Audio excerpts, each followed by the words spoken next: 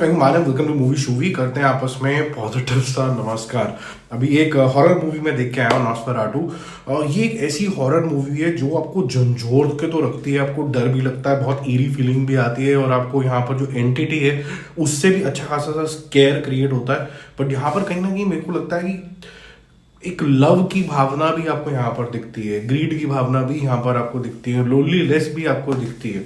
तो कहानी 18th century की है, गॉथिक हॉरर कहानी है। खूब इरी सिचुएशन बना के आपको जो डायरेक्टर साहब हैं ऐसे एटमॉस्फेयर में डाल देते हैं जहां पर आपको पता है कि आपको ना इधर उधर आंखें मटकाते रहना है कि अभी यहाँ से आवाज आई है, यहाँ से कोई चूहा निकला या यहाँ से कोई बंदा आगे तो जाएगा लेकिन आगे जाके गायब हो जाएगा और आप बोलोगे ये सब क्या हुआ, मैं कहाँ आ गया। इस तरीके की सिचुएशन होगी। तो कहानी शुरू होती है एक लड़की से जो कि एलन है, और एलन के पास कुछ एक दर्दनाक कहानी है, उसकी मैं ज़्यादा नहीं बताऊंगा। और उसकी वजह से वो गॉड को या फिर एंजल्स को कॉल करती रहती है कि कोई मेरे साथ आ जाए और मेरी लोनलीनेस और सैडनेस को ख़त्म कर दे।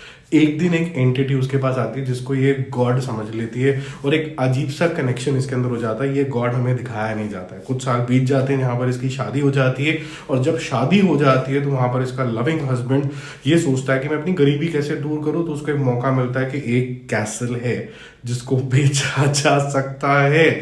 उस कैसल तक पहुंचने की जद्दोजहद में वो जाता है। पता चलता है कि वहां पर कुछ एंटिटी है। क्या कुछ होता है वहां पर आपको जेन्युइनली चिल्स आते हैं। और ये जब चिल्स आते हैं आपको एक डर का मंजर भी होता है। और डायरेक्टर साहब ने बहुत नए तरीके ईजाद करे हैं।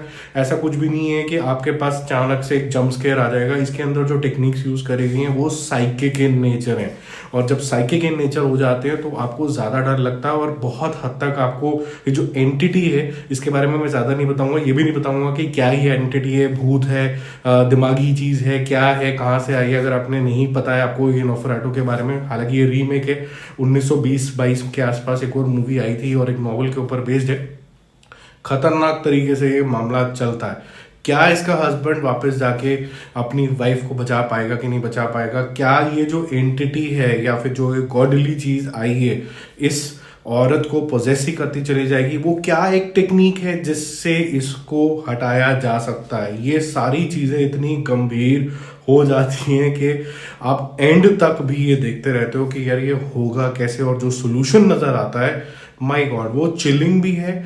और मैं ये बोलूँगा कि आपको एक ऐसी स्थिति के अंदर डाल दिया जाता है जहाँ पर सैक्रिफाइस भी है और बहुत कुछ और भी है। भाई साहब, मैं ये बोलूँगा कि आज की डेट में जितने भी हॉरर मूवीज़ बनती हैं या फिर आपको दिखाया जाता है कि ये हॉरर के नाम पे एक भूत आ गया, एक एंटिटी आ गई, कुछ जलापटा सा दिखा दिया उसको, फिर एंड में पता चला कि जिसके साथ कुछ हुआ था, ये सब चीज़ें दिखा के भूत बना दिया जाता है। फिर आजकल तो भूत से लव अफेयर भी होने शुरू हो जाते हैं क्योंकि हॉरर कॉमेडी बननी शुरू हो गई है। बट यहाँ पर ऐसा नहीं है, ये सीरियस मामला है। यहाँ पर आपको रैट्स दिखेंगे जो इंसान खा रहे हैं। यहाँ पर आपको अचानक से एक इंसान के छाती के ऊपर ब्लड सकिंग मार्क दिखेंगे और उसको लगेगा मेरा खून कोई चूस रहा है।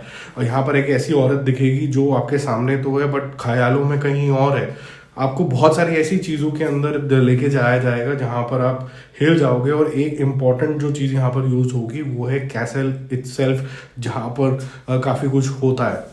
बहुत ही ग्लूमी है, बहुत ही ज़्यादा बढ़िया है, चिल्स देती है आपको। एंडिंग बहुत शानदार है, अमेजिंग तरीके की मेरे ख्याल से एंडिंग है और क्लोजर की तरफ ही जाती है। ऐसा नहीं है कि इसके और पार्ट्स बन सकते हैं, क्लोजर की तरफ ही जाती है। बड़े टाइम बाद कोई एक अच्छी मूवी मेरे को समझ में आई और पसंद आई कि यार ये मामला अच्छा हो गया। जेन्युइनली आपको डर भी लगता है बट बियॉन्ड अ पॉइंट मैं आपको ऑनेस्टली बताऊं, जब आधी पिक्चर बीत जाती है तो आपको डर जो होता है ना वो एंटिटी से नहीं लगता, सिचुएशन से लगता है कि ये जैसे होता है ना बहुत ही खूंखार सा विलन, अब इससे बचेंगे कैसे। That is the scare that the director is able to create for the protagonist और फॉर द लेडी, दैट ये बचेंगे कैसे अब। और इन बिटवीन जो हादसे होते रहते हैं वो बड़े अनकॉल्ड फॉर होते हैं, इवन बच्चों के साथ हो जाते हैं। तो आपके लिए बहुत ज़्यादा स्केयर क्रिएट होता है, अमेजिंग लेवल का होता है। बाकी मेरा मूवी शो स्कोर इसके लिए बहुत हाई रहेगा। आई थिंक मुझे पता नहीं इसके नंबर कहाँ काटने हैं, तो I will give a full score. I will not be harsh on this movie. It is one of the best horror movies that you should see. And horror का मतलब क्या होता है, जनरली आपको चिल्स देना, वो ये बिल्कुल करता है। ये नहीं कि अचानक से बस म्यूजिक तेज कर दिया, पीछे से कोई हाथ लगा के चला गया तो आपको ऐसा लगा कि भाई जंप स्केयर की सिर्फ हेल्प लिए जा रहे हो। स्टोरी तो थी ही नहीं इसके अंदर। स्टोरी बहुत शानदार है, यहाँ पर जरूर देखना हॉल्स के अंदर। Bye bye.